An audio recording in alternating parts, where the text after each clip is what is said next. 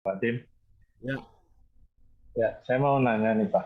Eh, Tadi dikatakan kan kalau kita lagi sedang dalam masa sulit, di Galatia 6 ayat 2 itu kan dikatakan bertolong-tolonganlah menanggung bebanmu, demikianlah kamu memenuhi hukum Kristus.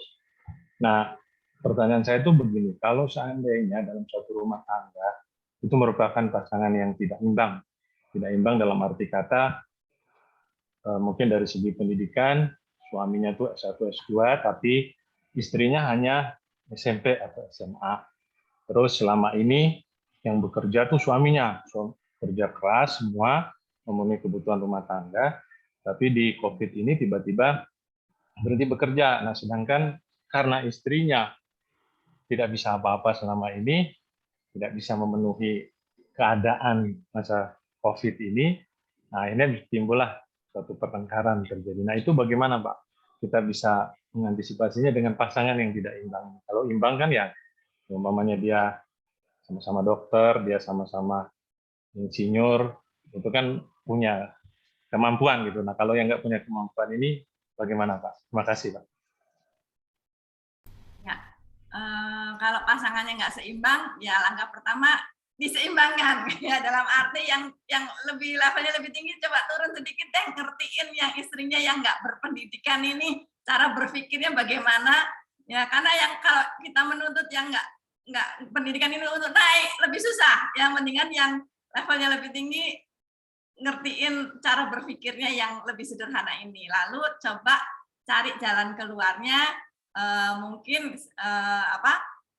menyelesaikan masalah. Jadi kita kondisinya seperti ini, yuk apa yang bisa kita kerjakan. Seandainya pun nggak punya kemampuan, misalnya berdagang nggak bisa, ya ketipu terus lah segala macam. Paling tidak, yuk kita apa yang bisa kita kurangi kos hidup kita. Ya, misalnya selama ini pakai pembantu, nggak pakai pembantu. Ya, selama ini makannya ya kalau itu Pak Jarot ya beras, jadi sekarang makannya menir. Itu kan lebih murah. Yang penting masih bisa makan. Menir pun kalau masih susah dibikin bubur. Gimana cara kita bertahan hidup supaya kita bisa melewati krisis ini bersama-sama. Jadi mungkin itu yang diselaraskan dulu ya. ya, saya tambahi. Yang pertama betul ya, begitu apapun latar belakangnya, mau sama-sama sarjana atau sama-sama nggak sarjana, pokoknya begitu pandemi mengalami kebangkrutan, pertama adalah menurunkan biaya hidup. Kalau perlu selama malam, selama ini lampunya nyala semuanya, udah sekarang semuanya di satu ruangan aja gitu ya, yang lain matiin. Punya apa yang bisa dihemat begitu ya. Saya sebenarnya diabetes itu udah 12 tahun ya. Tapi saya sempat 8-9 tahun itu tanpa obat. 2 tahun terakhir ini saya minum obat. Nah, saking ngiritnya nih, gimana supaya ngirit gitu ya. Saya tuh namanya kalau lagi dulu berkelimpahan nggak mikir begitu, tapi begitu bangkrut gitu kan, saya tuh nyoba-nyoba gitu ya. Jadi sebenarnya obat itu apa saja ya, mau kolesterol, darah tinggi segala macam. Untuk kasusnya saya ini diabetes. Salah satu yang saya minum itu namanya Janupia. Jadi Janupia itu ada 50 mg, ada 100 mg. Nah, saya itu pakainya yang 50. Tapi saya tuh boleh iseng-iseng. Kadang orang itu kalau kepepet ya, iseng-iseng kan, tak cek harga Janupia 100 mg sama 50 mg. Ternyata harganya tuh sama. 450.000. Jadi sebulan butuh 450.000 gitu kan. Waduh, begitu bangkrut nih. Saya beli bukan yang 50, saya beli yang 100. Terus saya beli alat potong, ada alat untuk potong obat. Jadi beli yang 100 dibagi 2. Jadi dari obat aja saya bisa menghemat 250.000 sebulan. Lalu lumayan kan, satu jenis obat. Nah gimana? Itu saya kemarin tak videoin, tak masukkan di Instagram. Sampai ada yang bilang, Pak Jarot ngerti aja caranya ngirit. Loh, orang yang sudah umurnya 50 tahun ke atas ya kan, kadang obat kolesterol, obat darah tinggi, obat asam urat, 4 macam. Satu macam hemat 250.000, sejuta loh sebulan gitu ya. Itu sampai obat aja bisa dihemat dengan dosis yang sama. Cuma kalau kita butuh 50 mg, beli yang 100. Glimepirid butuhnya 2 gram, beli aja yang 6 gram, potong 3, hemat sepertiga. Harganya itu ternyata mirip gitu ya, bahkan ada yang sama gitu. Itu contoh menurunkan biaya hidup ya. Nanti kalau dicari lagi pasti ketemu listriknya apanya dikurangin. Nah, terus sekarang gimana tadi kalau suaminya sarjana, lalu istrinya SD SMP. Yang SD jadi sarjana susah. Wih, bangkrut. Oke, yang SD sekolah dulu.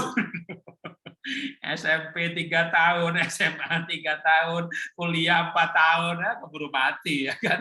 Apalagi bangkrut kan nggak punya duit untuk sekolah gitu. Jadi yang satunya sarjana, satunya SD gimana? Yang SD kan nggak bisa jadi sarjana. Menurut saya begini, ya. Namanya zaman susah seperti ini, ya. Sarjana cari kerjaan itu susah. Sarjana cari kerjaan susah, ya. Tapi justru yang SD SMP ini biasanya punya mental mau kerja apa saja.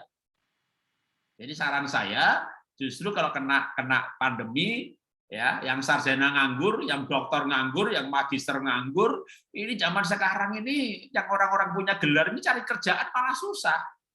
Pertama lowongannya nggak ada, kedua ada beban yang namanya beban psikologis. Mosok saya dokter nyupir Grab kan gitu kan. Jadi dalam masa pandemi ini yang punya gelar malah susah kerja. Nah, justru inilah kesempatan yang tidak punya gelar. Ibunya nggak berpendidikan. Kira-kira kalau dia suruh bikin gado-gado mau nggak? Pasti mau, tapi kalau istrinya, wih, dokter teologi ya, masa bikin gado-gado gitu ya. Ya nggak usah lah, nunggu diundang khotbah aja gitu. Lah nggak diundang-undang ya. Jadi justru pada masa pandemi ini menurut saya yang tidak punya gelar itu punya mental untuk mau kerja apa saja. Tapi tadi saya cerita, saya punya teman di WA group yang malah karena saya ini sekarang WA grupnya macam-macam ya, terutama yang ekoenzim gitu sampai saya sekarang jadi kayak penasehat untuk PMI setiap provinsi. Ya udah tambah 20 grup. Lalu ada ekoenzim wilayah, jadi Jambi, Lampung. Nah, di salah satu wilayah, seingat saya itu yang di Jambi. Wah, ada yang membuat tempe organik gitu, dijualnya 15.000. Kalian potongannya lah itu mah 4.000 kalau di pasar tuh. Aku juga loh gitu loh. Jualan tempe gitu. Nah, menurut saya kalau misalnya suami istri, yang satu ini sarjana atau magister doktor, mau nggak bikin tempe? Mungkin nggak mau ya. Tapi kalau istrinya itu lulusan SD, kayaknya bikin tempe mau deh. Jadi justru dalam masa pandemi ini muncul yang namanya ekonomi keluarga. Orang jual tempe, bikin gado-gado, bikin usaha makanan ringan, ya, bikin. Saya juga ada WA group bikin namanya Jus Pro. Jus Pro itu buah 1 kilo dicampur air 5 liter, dikasih biang probiotik. Nah, biangnya itu hanya 45.000. Tapi bisa dikembangkan menjadi 5 liter, tapi tambah 1 kilo buah. Itu sehatnya minta ampun karena probiotiknya luar biasa. Nah, itu orang bisa jualan begitu juga, gitu ya. Dan banyak yang beli kan, nggak semua orang mau repot-repot bikin. Ya, tapi yang pendidikannya rendah justru mau repot-repot bikin. Tentu tidak jadi kaya, tapi dengan usaha kelas rumah tangga seperti ini cukup untuk hidup satu rumah. Asal mentalnya sudah bisa hidup sederhana, mencukupkan dengan yang ada, lalu jenis usahanya sekarang ini justru usaha-usaha rumahan ini tumbuh di mana-mana.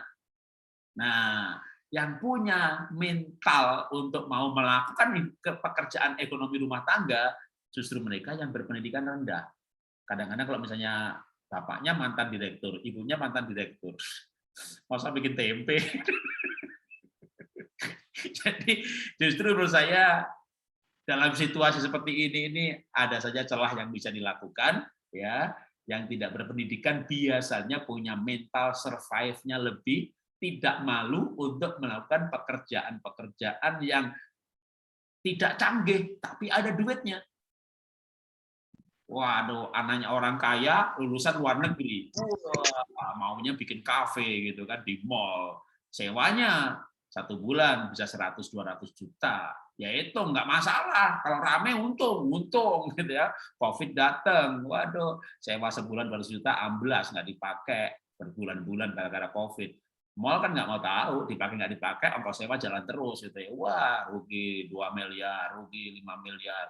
Saya punya teman-teman yang banyak nangis nih, anaknya yang usaha di mall-mall itu habislah. Ya, sewanya miliaran, interiornya ratusan juta, lalu sepi, begitu buka pun juga sepi, udah alamat hilang aja duit 5-6 miliar gitu ya. Jadi usaha yang keren-keren itu, keren lu dia sekarang punya kafe di sana. Jangan bilang keren dulu, tunggu aja 4 tahun tutup lu. Sebelum pandemi aja banyak yang begitu, orang dari luar negeri punya usahanya keren-keren, tapi sebenarnya nggak ada duitnya, rugi buat gaya-gayaan aja. Jadi small beautiful, sederhana itu indah. Hidup ini murah, yang mahal tuh gengsinya. Nah, biasanya ibu-ibu atau bapak-bapak yang pendidikannya tidak tinggi itu nggak gengsi. Masa pandemi ini kan yang masalah sebenarnya kan bukan pandeminya ya, gengsi itu loh. Orang punya pendidikan tinggi, dulu direktur manajer kena PHK, terus gengsi untuk mau melakukan apa saja. Padahal Mazmur 1 berkata, berbahagialah orang yang kesukaannya Taurat Tuhan, merenungkan siang dan malam, apa saja yang diperbuatnya. Artinya harus mau melakukan apa saja. Nah, banyak orang punya kendala psikologis, tidak mau melakukan apa saja. Jadi menurut saya masih bisa disiasati ya keadaan tadi. Kalau misalnya bapaknya pendidikan, ibunya tidak, saya yakin ibunya justru mau melakukan apa saja. Tuhan memberkati.